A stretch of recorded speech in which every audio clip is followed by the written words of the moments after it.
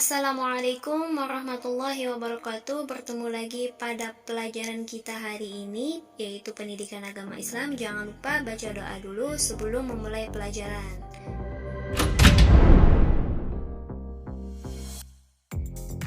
Anak-anak semua, kembali lagi kepada pelajaran kita hari ini, yaitu pendidikan agama Islam. Pelajaran ketiga, iman kepada Allah Subhanahu wa Ta'ala. Silahkan buka bukunya halaman 15 ya. Nah, jadi kita hari ini akan membahas tentang iman kepada Allah Subhanahu wa Ta'ala. Sebelumnya Ibu mau tanya, kira-kira rukun iman ada berapa ya? Ada yang tahu jawabannya? Iya, betul. Ada 6 rukun iman, ada 6.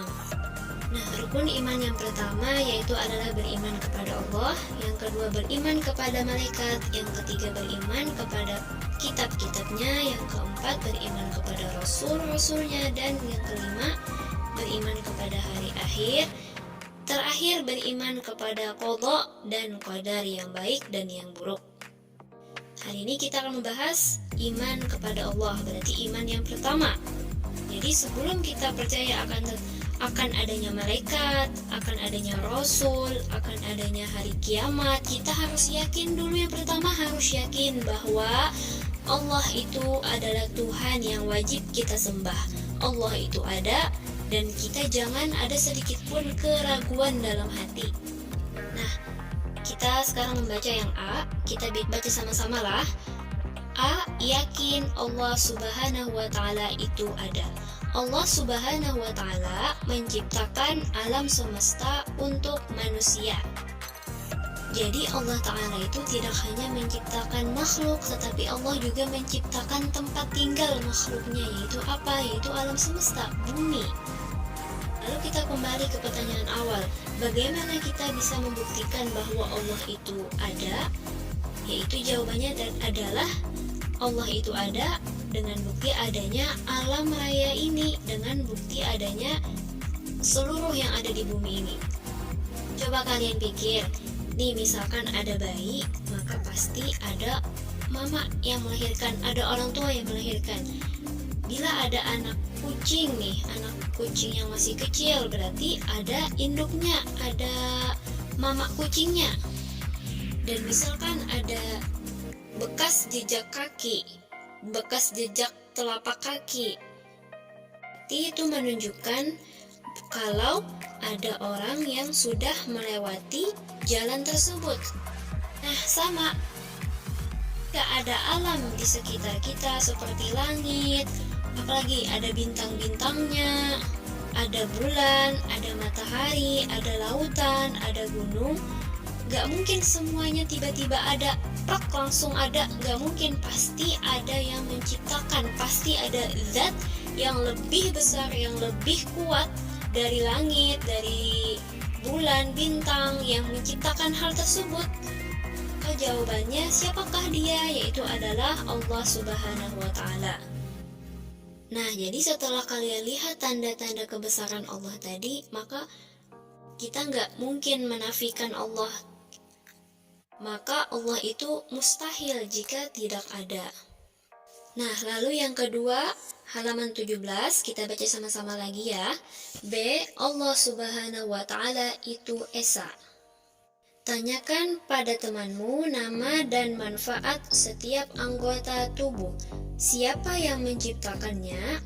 Allah Subhanahu wa Ta'ala yang menciptakan itu semua. Oke, sekarang kita membahas tentang Allah itu Esa. Allah itu Esa artinya apa, Bu? Artinya Allah itu naklah tunggal. Allah itu tidak berbilang.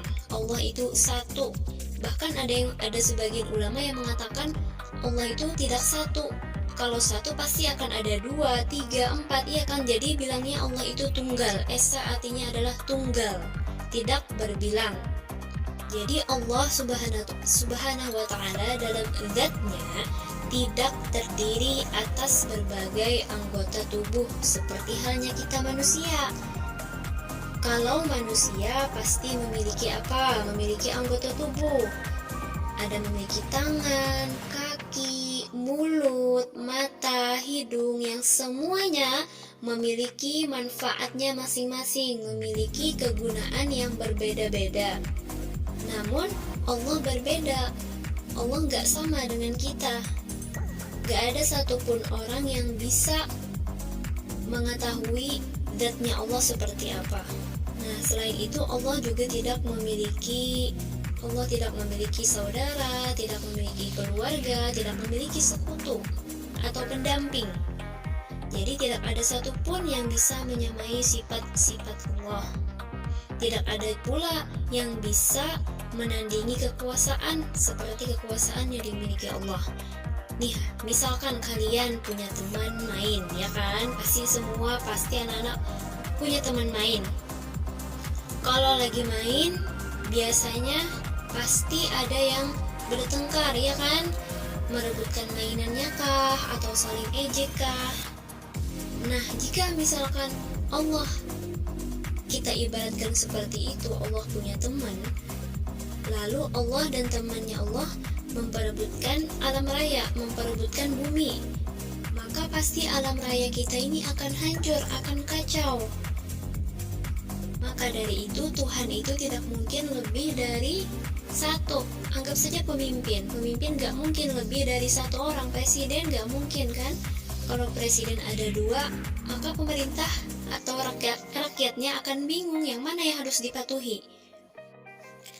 Yang presiden satu menyuruh A, presiden kedua menyuruh B, jadinya bingung. Kalau pemimpinnya ada dua, sama kayak Tuhan. Hingga maha suci Allah subhanahu wa ta'ala dari kesemuanya tadi. Gak mungkin Allah memiliki sekutu, gak mungkin Allah punya keluarga, punya saudara, ya, berbeda dari kita. Di sini anak-anak bisa memahaminya. Sekarang ini tugas untuk kalian. Jadi yang pertama tugasnya adalah menulis. Kalian tulis di buku tulis kalian. Allah subhanahu wa ta'ala menciptakan alam semesta untuk manusia. Sampai sini saja cukup. Lalu yang kedua, kalian bisa jawab dua pertanyaan ini. Bagi yang sudah mengerjakan, silahkan difoto jawabannya lalu kirim ke WA ibu. Ya, tugasnya ada dua. Yang pertama menulis dan yang kedua menjawab soal. Sampai sini dulu pelajaran kita pada hari ini. Terima kasih atas perhatiannya. Wassalamualaikum warahmatullahi wabarakatuh.